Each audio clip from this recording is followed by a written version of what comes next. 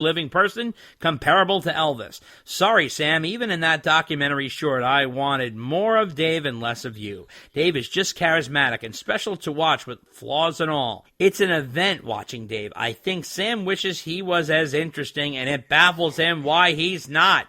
After all, he was in Van Halen. He played in front of thousands of fans. He charted records and songs, but he still, like so many other musicians, wishes he was iconic, special, and charismatic. But Sammy's more of a self-proclaimed, down-to-earth, no-drama type of guy. Well, that's what you are, Sam. The Van Halen story, the way they met the personalities, the way they were, the hits, the stories they had created a mythology, and that's very rare. Sam has his own story, and so many times he loves his life and wouldn't change it and doesn't care about the glitz. However, I think he's a little in denial and starstruck by what Dave can do, what Van Halen was with Dave. He is goo goo gaga over Ed, as many are, and he misses being on top of the world, with the Van Halen pun intended. I don't believe he is in touch with that need he feels, claiming he doesn't care. Tons of other guitar players and rock bands try to emulate Van Halen with their look and the origin of their stories, wish for the same cachet. And they are all unjustifiably star-struck and a bit jealous. Your thoughts? P.S. Don't you think Dave was, in the beginning, so well-behaved with Sam at the awards and the press junkets because he learned his lesson in the 1996 MTV VMA debacle? Well, Mr. Moses, I think that Sammy definitely misses being in the band and playing with a musical genius like Ed. I don't think he's jealous of David Lee Roth as a performer or a person, but he does bother him that the Van Halen legacy is mainly lying in Dave's camp. And yes, I think David Lee Roth was in no position to act up, for sure. There was lots of money on the line, and he was going for that whole WWF vibe, like I said in the last podcast. He was trying to make the Sam versus Dave event happen. He was playing it up very much like a boxing card, and for some reason, Sammy was just not going along with it. And he had a bad attitude about the tour from the beginning because he was talked into it by Irving Azoff. And I don't think Sam wanted to do the tour. Now, does Sam want to be back in Van Halen? Absolutely. You heard it in the news this week when he was talking to Rolling Stone. My God, it's every birthday wish, every Christmas wish on this guy's list is to be back in fucking Van Halen. What do you think, Dave? Yeah, I think the fact that the Van Halen legacy is mostly a Dave legacy, that's what bothers him the most, bothers Sam the most. I don't know if Dave had learned his lesson from his lousy MTV experience with Sam. I think he probably learned it when he eventually got back in Van Halen a decade or so later. But I think when he went on the tour with Sam, he didn't have to like kiss up or suck up or be nice to Ed or anything like that, because he does not see Sam as a peer. He sees Sam as, his successor, someone lesser than him. So, yeah, like you said, Dave was totally playing up the Sam versus Dave thing, even more than I like to play that up. Absolutely. So, at the end of the day, you're talking about just about two big alpha dogs, and both of them refuse to accept or admit that the other was a contributing factor in the Van Halen legacy. Right, and I think really, to be honest, Dave knew how to play it. The only thing that I thought Dave did wrong was he never went on stage with Sam. I think it's great that Dave wanted to go out there and kick ass every night and put on a great show and be competitive with Sam. That's cool. Right. I think that on Dave's part, the mistake was he didn't come on stage with Sam. I think everybody wanted to see that. That's number one. Number two, right. Sam's fault was he didn't quite embrace the theme of the tour. He sort of had this attitude like he just sort of happens to be on the tour with David Lee Roth, but I'm going to do my own thing. I think Sammy definitely should have geared his show to being a more Van Halen heavy show, because that was sort of what this was. Now, don't get me wrong. I'm not saying that Sam shouldn't be allowed to play his own songs. That's fine. I understand. But if you're going to do a special boutique tour like this, he really should have made it pretty Van Hagar heavy with all the hits and stuff. I agree, but like Dave we've did, spoken yeah. about before, the amount of Van Halen he did on that tour was the most he had ever done as a solo artist. I agree. That's for sure. But again, the tour was basically a Van Halen tour without Van Halen. I mean, it really was. Right. I mean, for Christ's sake, it was nicknamed the Sans Halen Tour. That was the nickname for the tour. It was basically like going to a Van Halen show, and that's how it was marketed, basically. Dave delivered on that. He came out and played a hardcore Van Halen set list. I think Sam should have too. Now, here's the thing. That was years ago. So that's 2002, right? In today's world, in the contract, the bands guarantee set lists. I'll give you an example. When Journey went on tour with Def Leppard, they contracted the songs they were going to do on stage. So like Journey did like 15 hardcore hits. And Def Leppard did 15 hardcore hits.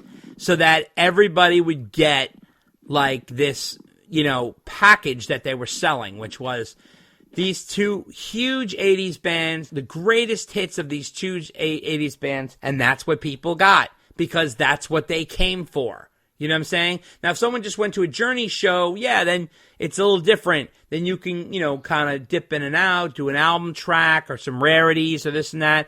It's not the same thing as when you do these specialty package tours.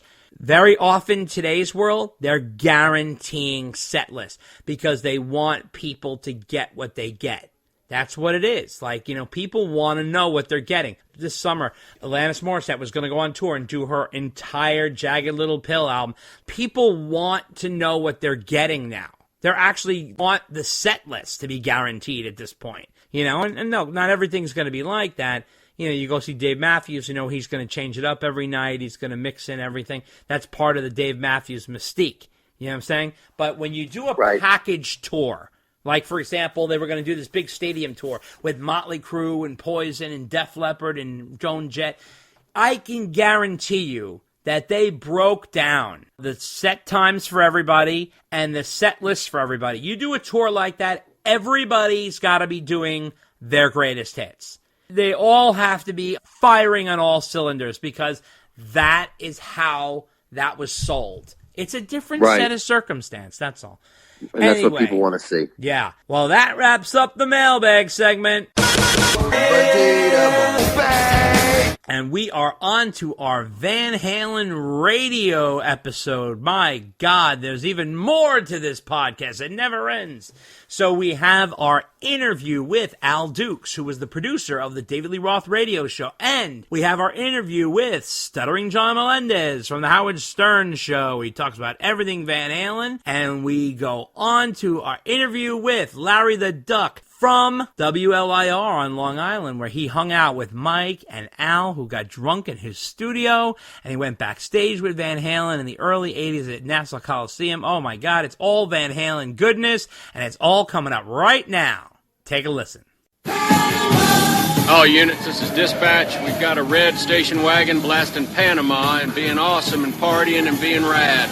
Not in my town, dispatch. This is Officer Stickbutt in pursuit.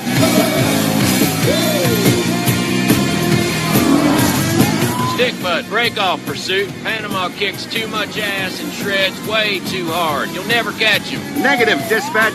Just need to wait for that running a little bit hot tonight part.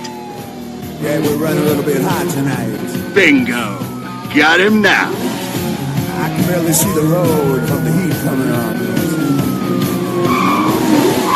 What's he doing? Suspect is headed toward Unjumpable Canyon.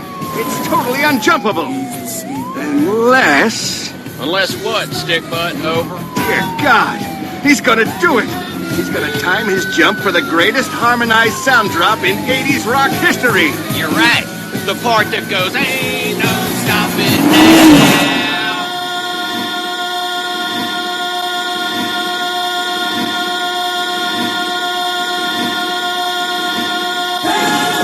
Damn it! What happened? Get off this channel, Joe. Come on, I want to be an outside cop. Author Greg Renoff is back with a new book, Ted Templeman, A Platinum Producer's Life and Music. The new biography of the record producer Ted Templeman, who went on to produce Van Halen, the Doobie Brothers, Van Morrison, Aerosmith, Sammy Hagar, and more. The book, which runs $19.95, and it's currently available at Amazon.com. From the man who brought you Van Halen Rising comes Ted Templeman, a platinum producer's life and music, written by Templeman as told to Greg Renoff. Available for only $19.95 at Amazon.com. Order it today. Hey everybody, this is Robert Romanis, a.k.a. Mike Damone from Fast Times at Ridgemont High, and you're listening to the Dave and Dave Unchained podcast. Oh, and by the way, I do have some Van Halen tickets for sale if you're interested. If you would like to send us a letter asking a question or making a statement or whatever you'd like to say, you can send it to ddunchainedpodcast@gmail.com. Damn it, Peter, I'm sick of this. Take that Van Halen CD back today. No way. I ain't never returning that CD. It's too awesome.